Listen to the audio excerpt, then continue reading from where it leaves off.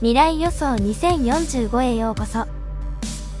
知的好奇心を刺激する科学の最先端、テクノロジーの奇跡、未知の謎を紐解くように解き明かし、知識の扉をこじ開けます。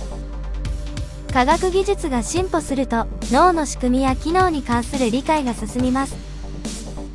今回は、そんな脳科学について考えていこうと思います。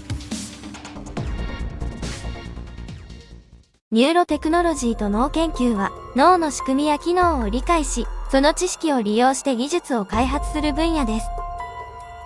これにより、脳機械インターフェースや脳疾患の治療法、脳の活動に関する新たな知見が得られます。以下に、いくつかの主要な側面について詳しく説明します。脳機械インターフェース BMI。脳機械インターフェース BMI は脳と機械を連携させる技術で脳からの信号を検出し、それを機械やコンピューターに伝達します。主に四肢の麻痺患者など体の制御が難しい状況にある人々に利用されています。この技術は脳の活動を電極やセンサーを介して計測し、その情報をデバイスに変換します。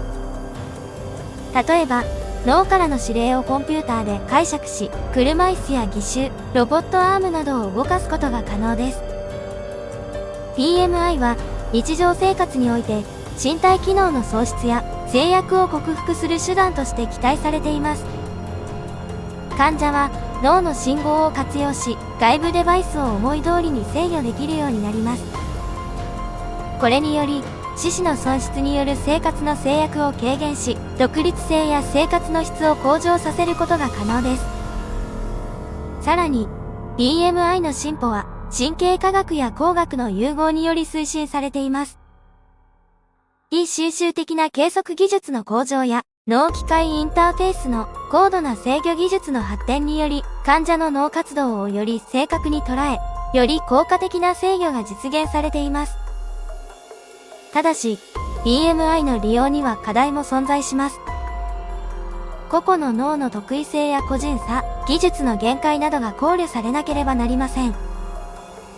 さらに、個人のプライバシーとセキュリティに対する懸念も浮上しています。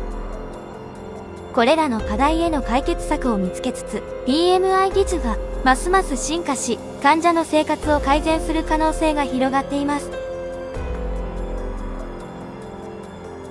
脳疾患の研究と治療法。脳疾患の研究と治療法は脳の機能や障害に焦点を当て、患者の生活を向上させるための進展したアプローチを模索しています。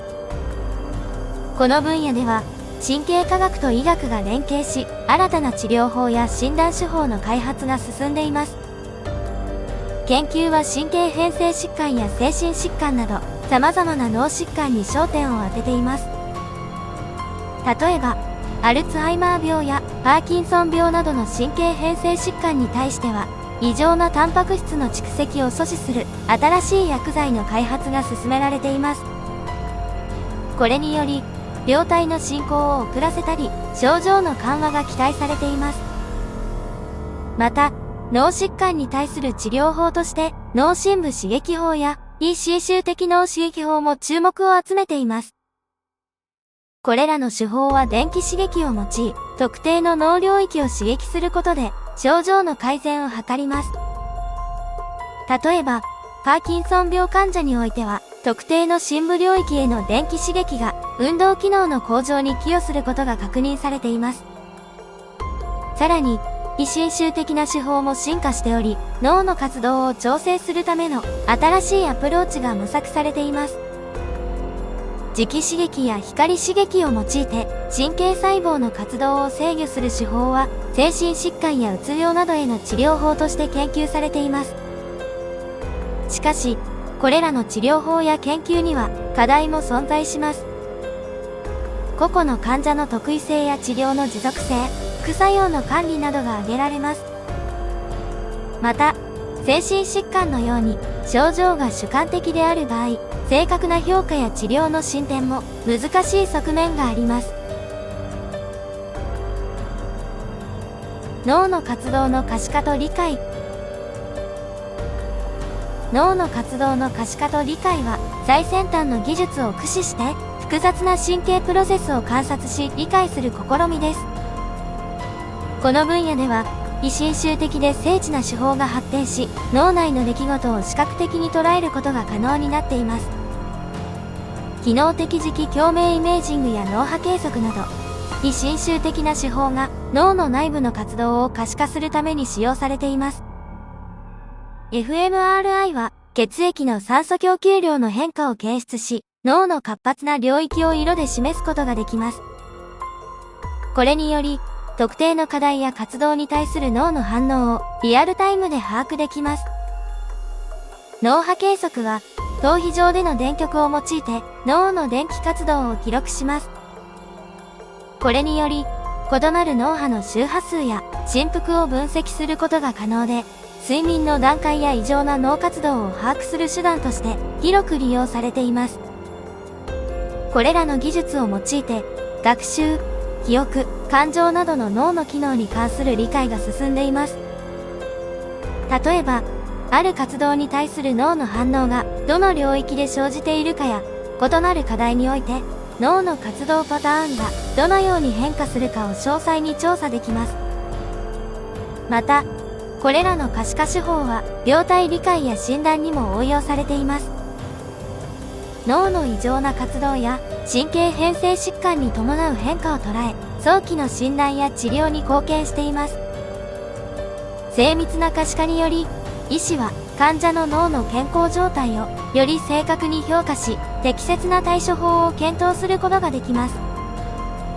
可視化と理解の進展により、脳の内部で何が起こっているかをより深く理解できるようになり、これが新たな治療法や健康管理戦略の開発につながる期待が高まっています。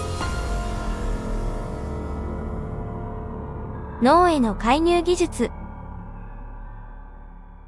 脳への介入技術は、最新の医療技術が脳の内部に直接アクセスし、様々な治療や研究に応用される技術分野です。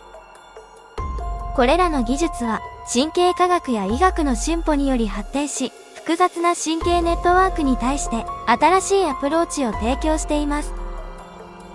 一つの例として挙げられるのは、脳深部刺激法 DBS です。DBS は電極を脳の特定の領域に挿入し、微弱な電気刺激を与えることで神経回路の活動を変化させます。主にパーキンソン病や転換、うつ病などの治療に利用され、症状の軽減や改善が期待されています。非侵襲的な手法として注目されているのが、光遺伝学や光、オプトジェネティクスです。これは遺伝子工学の手法を用いて、特定の神経細胞に光感受性を持たせ、光刺激によって活性化や抑制を行う技術です。脳の特定の領域を光で制御することで、研究者は神経回路の機能を精密に調査したり、脳疾患に対する新たな治療法を模索することが可能です。脳への介入技術はまた、脳コンピューターインターフェース BCI としても知られています。この技術は、脳からの信号を検出し、それをコンピューターや機械に変換することで、体の麻痺患者などが外部デバイスを制御する手段として利用されています。例えば、脳の活動によって義手や車椅子を操作することが可能です。これらの技術の進展には多くの期待が寄せられていますが、同時に課題も存在します。治療の持続性や副作用、倫理的な問題などが検討されなければなりません。しかし、脳への介入技術の進歩は、脳の複雑な仕組みを理解し、患者の生活を改善する可能性を広げています。脳コンピューター相互接続。脳コンピューター相互接続 BCI は、最先端の技術を用いて、脳とコンピューターを結びつけ、相互に情報をやり取りする革新的な分野です。この技術は、脳からの信号を検出し、それをコンピューターや外部デバイスに変換して操作することを可能にします。PCI の一例として挙げられるのは、脳波を測定して、そのパターンを解釈し、患者が思考だけでデバイスを制御できるようにするものです。この手法は、四肢の麻痺患者や体の動きが制限されている人々に対して、新たなコミュニケーション手段や生活のサポートを提供します。例えば、コンピューターカーソルを思考だけで操縦することが可能となり、文字を打ったり、画面上のアイコンを選択したりすることができます。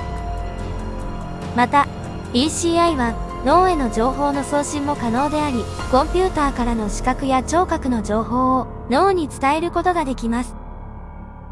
仮想現実 VR や拡張現実 AR の分野では、脳に直接情報を伝達することで没入感を向上させ、よりリアルな体験を提供する研究が進んでいます。PCI 技術は医療分野だけでなく、エンターテインメントや教育などにも大きな影響を与えています。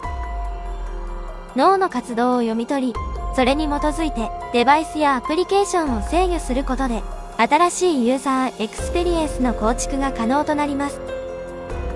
しかし、PCI の進展には技術的な課題や倫理的な問題も伴います。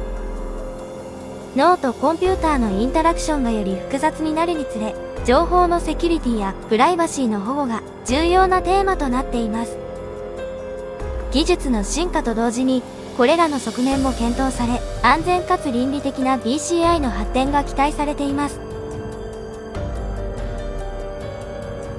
脳科学と先端技術の融合により生まれた脳機械インターフェース BMI や脳疾患治療法、脳活動の可視化、脳への介入技術、脳コンピューター相互接続 PCI は未来の医療やテクノロジーの方向性を模索しています。BMI は体の制御難の患者に希望をもたらし、脳の神経活動をコンピューターで可視化することは治療法や疾患理解に寄与しています。また、脳に電気刺激を行う介入技術や PCI は、四肢麻痺患者や仮想現実環境の開発において画期的な成果を上げつつあります。これらの進展には課題も伴いますが、脳と機械の融合によって新たな可能性が広がり、医療や生活の分野において未来への大きな期待が寄せられています。未来予想2045、未知の扉を閉じる時間ですが、新たな洞察と知識を手に入れ、未来の可能性を感じましたね。ぜひ、グッドボタンとチャンネル登録をお願いします。興奮と感動を共有できて嬉しいです。次回の動画もお楽しみに。ご視聴ありがとうございました。